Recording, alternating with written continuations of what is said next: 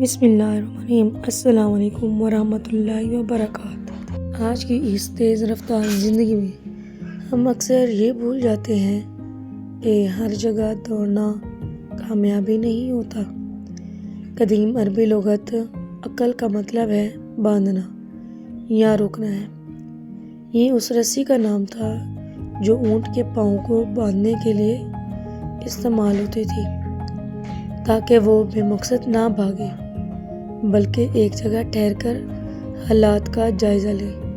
اس نظریے کا جوہر حقیقی عقل مند وہ نہیں جو سب سے تیز بھاگے، بلکہ وہ ہے جو اپنے جذبات، غصے اور خواہشات کو عقل کی رسی سے باندھنا جانتا ہو۔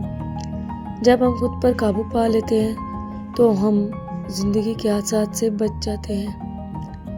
تو اس سے آج کا سبق یہ ہوا کہ زندگی میں اس عقل کی رسی کا استعمال کریں، رکنا سیکھیں۔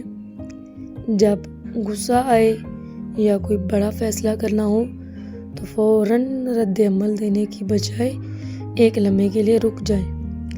یہ ٹھہراؤ آپ کو بڑی غلطی سے بچا سکتا ہے۔ جذبات پر پہرا، اپنی خواہشات اور خوف کو خود پر حاوی نہ ہونے دیں۔ عقل کا کام ہی یہ ہے کہ وہ آپ کو بے قابو ہونے سے روکے۔